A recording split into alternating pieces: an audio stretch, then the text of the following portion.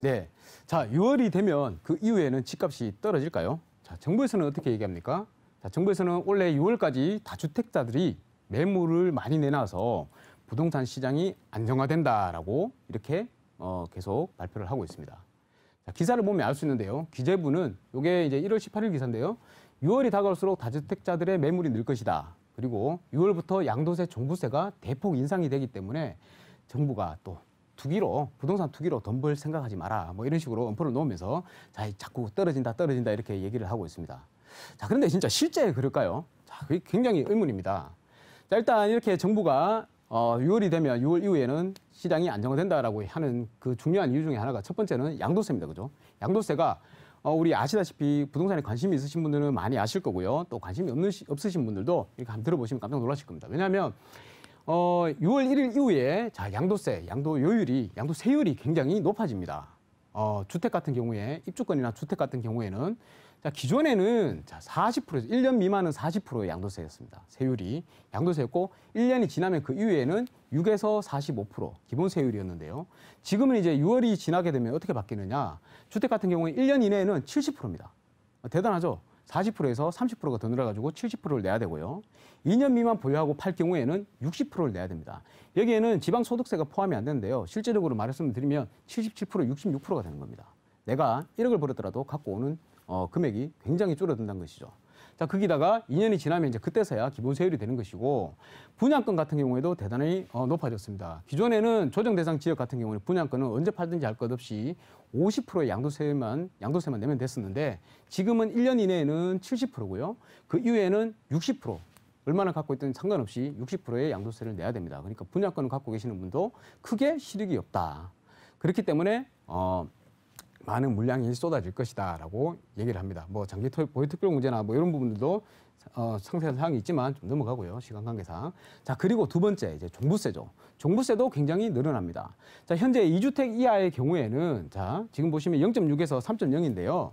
조정 대상 지역의 2주택 이상이나 아니면 또 내가 갖고 있는 주택이 총 세 채가 된다. 조정 대상 지역이 아니더라도 세 채가 된다 그러면 1.2%에서 6%로 거의 2배가 뛰어버립니다. 지금 공시지가 현실화율이나 아니면 또 공정시장가의 비율을 곱하잖아요. 이걸 할 때 그 비율도 세율도 계속해서 올라가는데 여기다가 세율까지 그러니까 과표에 곱하는 세율까지도 이렇게 2배로 인상을 시켜버리니까 진짜로 그야말로 가지고 계신 분들 종부세 대상에 해당되시는 분들이 걱정이 이만저만이 아니긴 합니다. 그죠?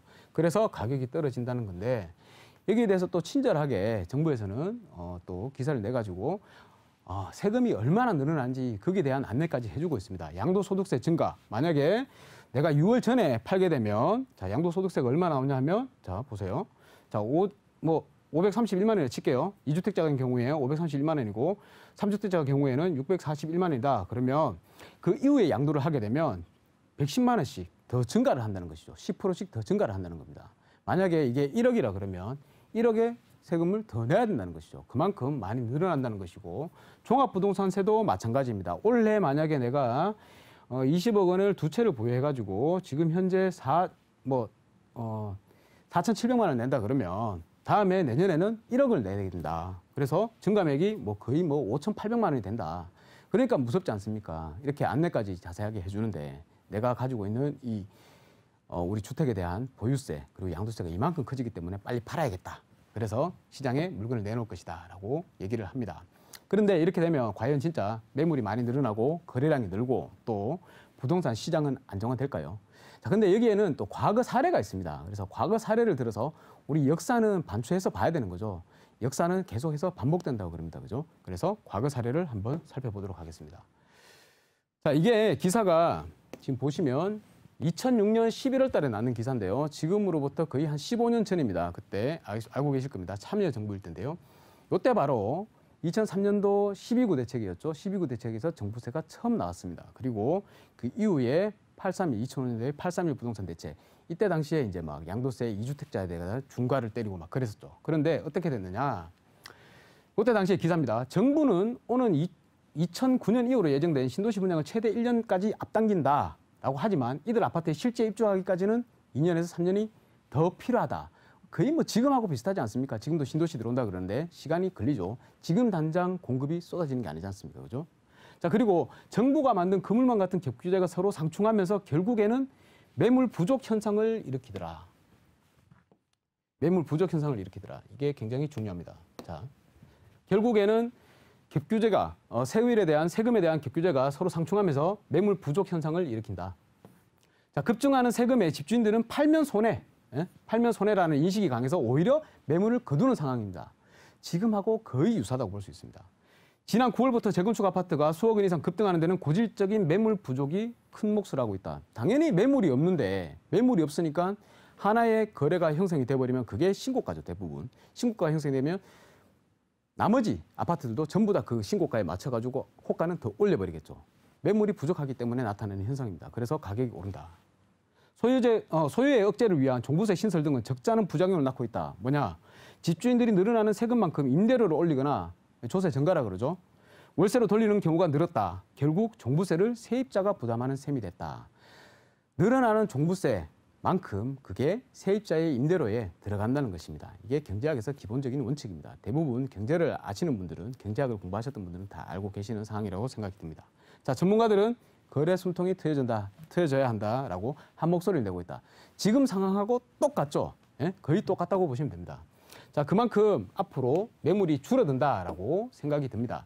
이게 지난 그 주택 매매 거래 가격 지수의 그래프인데요. 이때 보시면 이게 12구 대책 때 이때 종부세가 나오고 3주택자 중과세가 나왔습니다. 그때 잠시 주춤했죠. 한 1년 3개월 정도 주춤했습니다. 근데 또 급등하게 되죠. 급등하게 되니까 2005년 8월 3일 831 부동산 대책을 내놓고 여기에서 이제 2주택자까지 중과를 하게 됩니다. 그런데 어떻게 됩니까?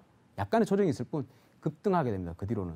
당연히 급등하게 됩니다. 매물이 부족해지고 증여가 엄청 늘어나기 때문에 그렇습니다.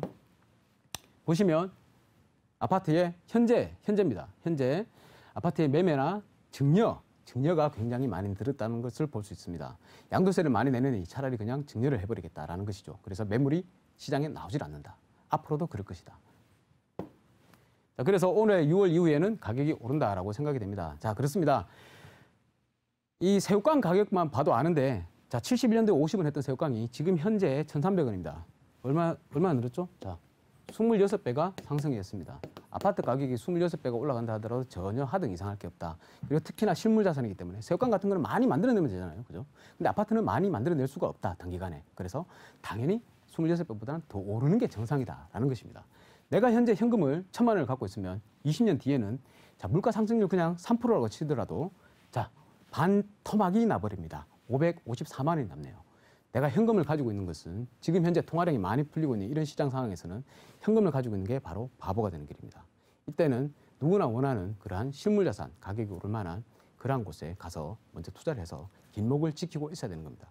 앞으로도 부동산 가격은 크게 안정화될 것 같지는 않습니다. 지금이라도 만약에 무주택자이신 분들이 계신다면 당연히 주택을 한 채 취득을 하시는 게 맞고요. 그리고 내가 현재 1주택자라 그러면 심각하게 한번 세금에 대한 고민을 해보시고 주택을 한 채라도 더 취득하는 게 롱 포지션을 가지는 게 여러분들이 부자가 되는 그러한 한 방법이라고 생각합니다. 그럼 오늘 여기까지 마치고 다음 주에 또 좋은 내용으로 찾아뵙도록 하겠습니다. 감사합니다.